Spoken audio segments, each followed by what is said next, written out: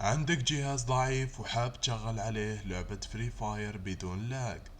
جبت لك الحل في هذا الفيديو، واللي راح يخليك تلعب فري فاير حتى لو كان جهازك قديم.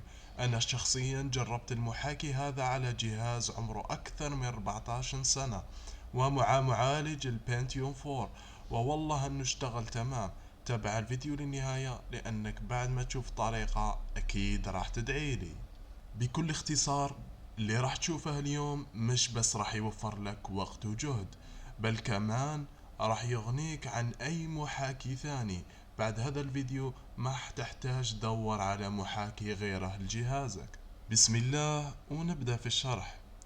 اولا راح اخلي لكم الرابط في اول تعليق، حملوا منه المحاكي واللي حجمه حوالي 450 ميجا. أنا قمت بتحميل المحاكي من قبل فلن أحمله مجددا. بعد انتهاء التحميل حتلاقون المحاكي على هذا الشكل. أنتم فقط تحطون extract here وكل شي بيكون تمام.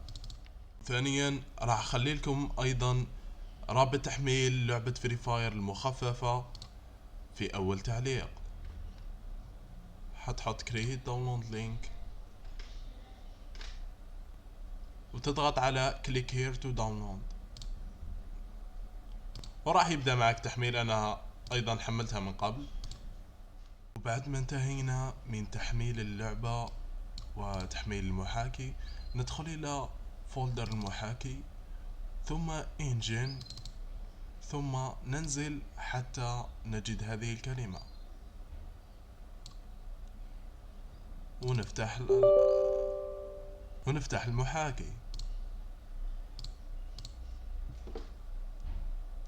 راح يطلع معكم على هذا الشكل. حنروح الإعدادات Advanced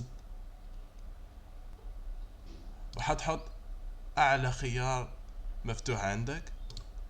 وبالنسبة للرام، لو كان جهازك فيه 4 جيجا حتحط 2048 ميجا، ولو كان عندك 8 جيجا أو 10 جيجا أو أي شيء حتحط 4096 ميجا.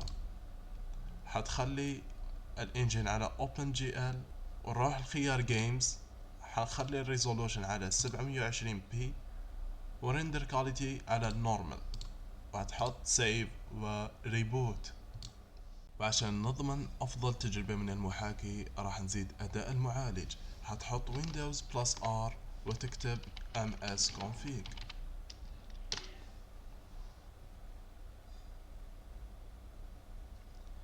هطلع معنا واجهة مثل هذه. حنحط على ستارت اب ثم على هذا الخيار. حتحصل هذا الخيار مقفل، تروح تفعله وتختار اكبر خيار مفتوح عندك. مثلا في حالتي 4 راح احط 4. حط اوكي ابلاي واوكي وترستر الجهاز حقك عادي جدا. وبعد ما يفتح معانا المحاكي حنجيب ابي كي فري فاير المخففة ونسحبها ونحطها في المحاكي وننتظر حتى يكتمل تثبيت. بعد ما اكتمل معنا تثبيت اللعبة داخل المحاكي، ببساطة راح نفتح اللعبة.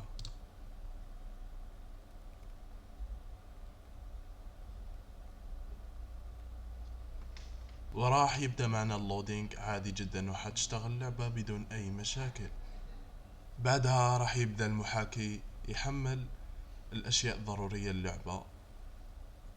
بعد ما فتحت معنا اللعبة، أنا ما عندي حساب لذلك راح أسجل بحساب ضيف.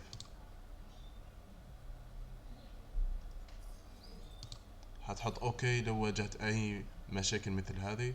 حتحط جاست مجددا. هنا بعد ما فتحت معي اللعبة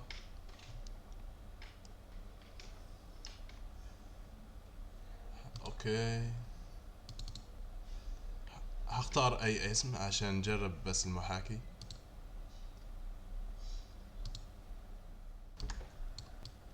وهنا اللعبة شغالة تمام بدون اي مشاكل.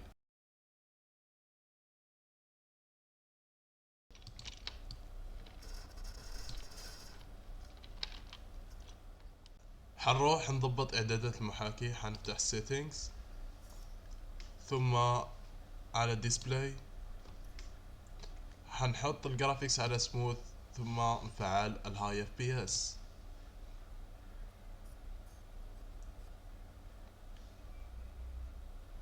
هتحط اوكي. شكرا على مشاهدتك للفيديو. اذا واجهت اي مشاكل اكتب لي في التعليقات، وما تنسى تشترك في القناة وتحط لايك، والسلام عليكم.